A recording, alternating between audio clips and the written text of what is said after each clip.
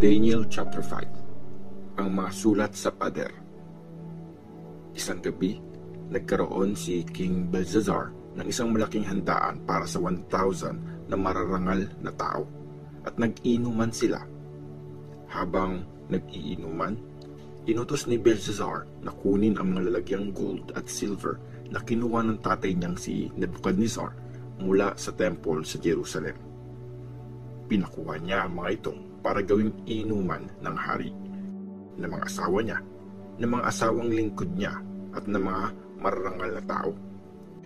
Dinala nga nila ang mga lalagyang gold at silver na kinuha mula sa templo ng Diyos sa Jerusalem, at ininuman yun ng hari at ng mga kasama niya.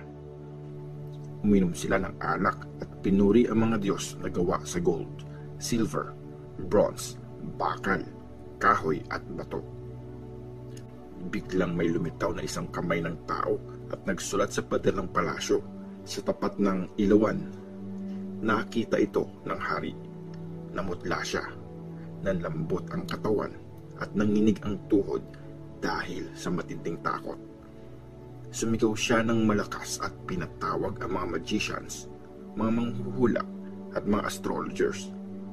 Sinabi ng hari sa mga ito, kung sino ang makakabasa sa nakasulat na ito at makakapag-explain ito ay dadamitan ko ng purple, susuotan ng kwintas na gold, at gagawing pangatlong pinakamatas na leader sa kaharian.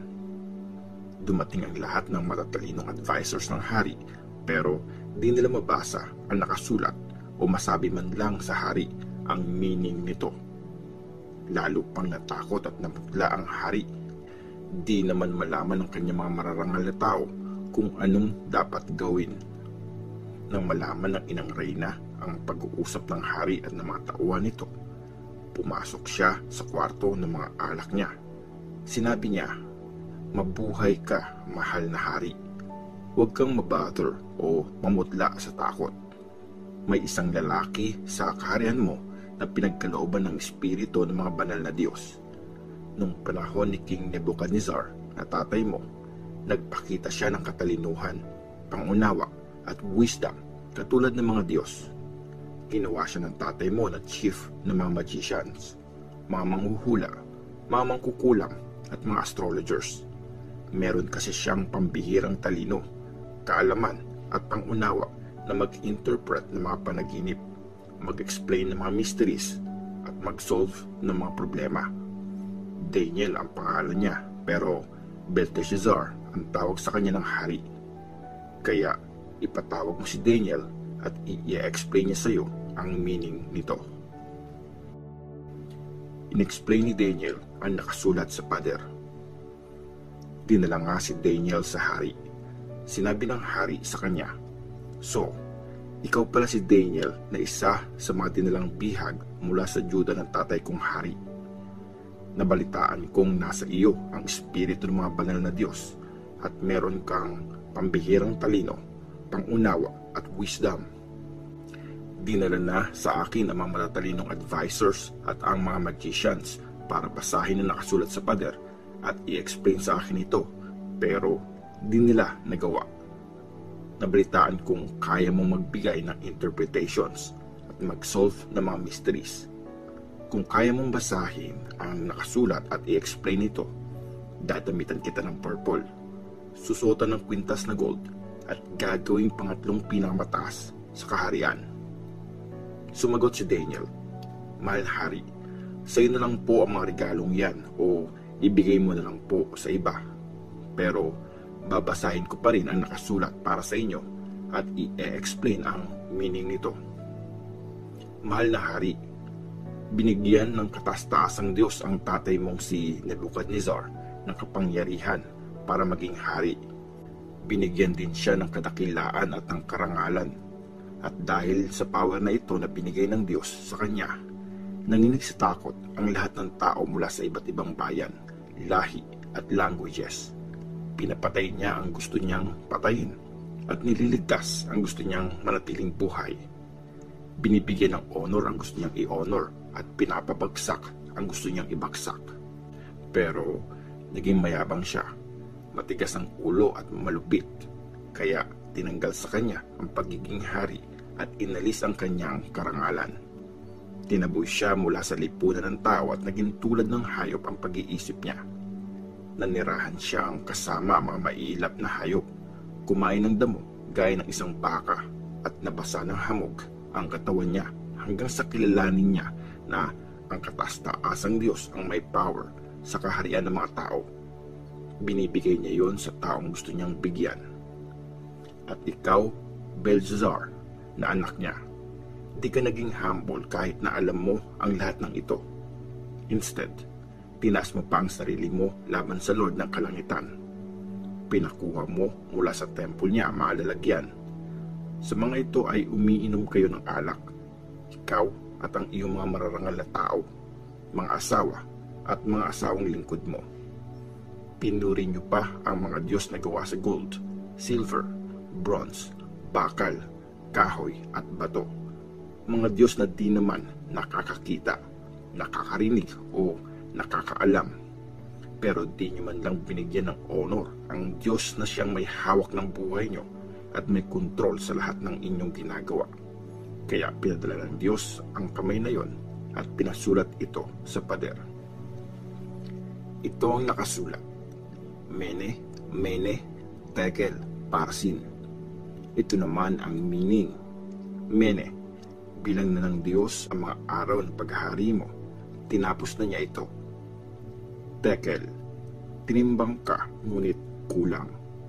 Peres, nahati na ang kaharian mo at binigay na sa mga taga-Mede at sa mga taga-Persia. Tapos, agad na inutos ni Belshazzar na damitan ng purple si Daniel at suotan ng kwintas na gold sa leeg, at kinuha siyang pangatlo sa pinakamataas na leader ng kaharian. Nung gabi rin yun, pinatay si Belshazzar, ang hari ng Babylonia. Si Darius na taga-Mede ang naging hari. 62 years old na siya noon.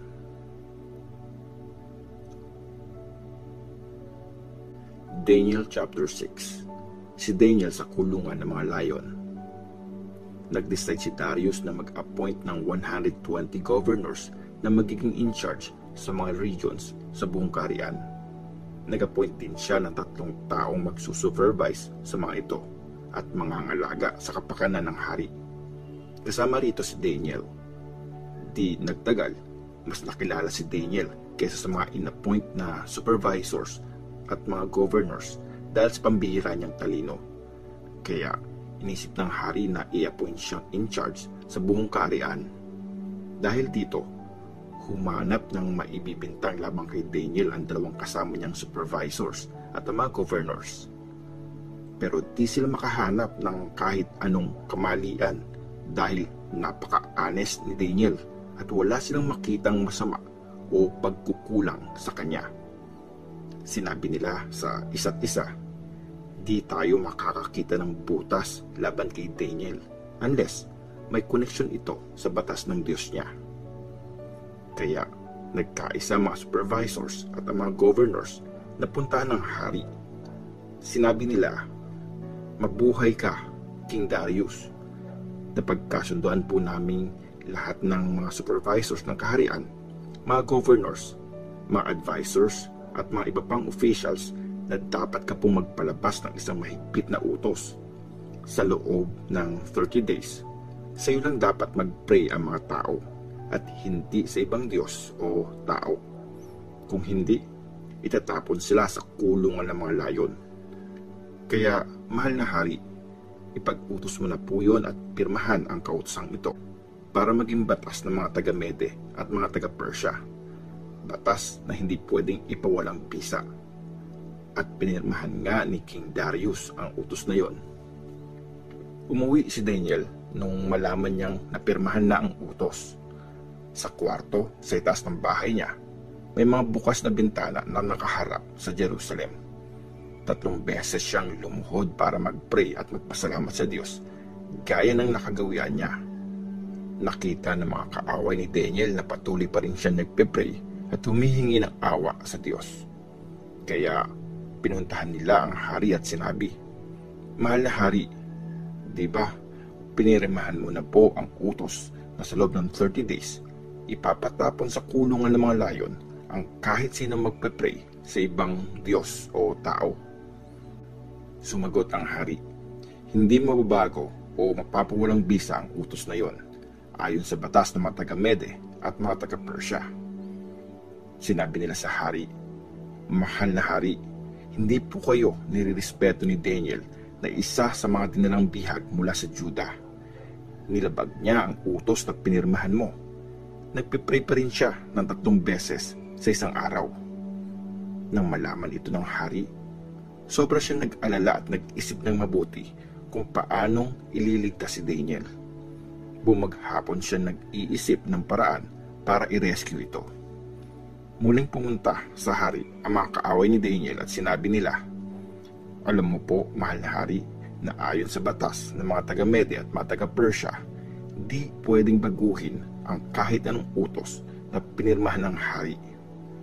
Dahil dito, inutos ng hari na kunin si Daniel at itapon siya sa kulungan ng mga layon." Sinabi ng hari kay Daniel, "Iligtas ka sana ng Diyos mo na tapat mong pinaglilingkuran." Tinakpan ng isang malaking bato ang entrance ng kulungan at tinatakan yun gamit ang pantatak ng hari at ng mga officials niya para masigurong walang magliligtas kay Daniel. Tapos, umuwi ang hari sa palasyo at magdamag na hindi nakatulog. Di rin siya kumain at di siya dinalhan ng kahit anong mapaglilibangan. Pagsikat ng araw, bumangon ang hari at pumunta agad sa kulungan ng mga layon. Nang malapit na siya sa kulungan, kinakabahan siyang sumigaw, "Daniel, tapat na servant ng Diyos na buhay, niligtas ka ba ng Diyos mo mula sa mga layon?" Sumagot si Daniel sa hari, "Mabuhay ang mahal na hari. Pinadala ng Diyos ko ang angel niya para isara ang bibig ng mga layon para di nila ako masaktan. Ginawa niya po ito dahil alam niyang wala akong kasalanan sa kanya at wala po akong ginawang masama sa iyo, mahal na hari." Sobrang natuwa ang hari at inutos na ilabas si Daniel mula sa kulungan. Nang mailabas na siya, walang sugat na nakita sa kanya dahil nagtiwala siya sa kanyang Diyos. Tapos, pinag-utos ng hari na itapon sa kulungan ng mga layon ang mga taong nag-akusa ng masama laban kay Daniel, pati na ang mga asawa at anak nila. Di pa man sila bumabaksak sa ibaba ng kulungan, nilapan na sila ng mga layon at pinagbabalik ang mga buto nila. Tapos, sumulat si King Darius sa lahat ng tao sa bawat bayan, bansa at languages sa buong mundo. Sumainyo ang kapayapaan. Pinag-uutos ko sa lahat ng nasasakupan ko na matakot at gumalang sa Diyos ni Daniel. Siya ang Diyos na buhay at forever na nabubuhay. Di mawawasak ang kanyang kaharian. Pagkahari niya ay walang katapusan. Nagliligtas siya at nag-rescue. Gumagawa siya ng mga kahanga-hangang signs at mga himala sa langit at sa lupa.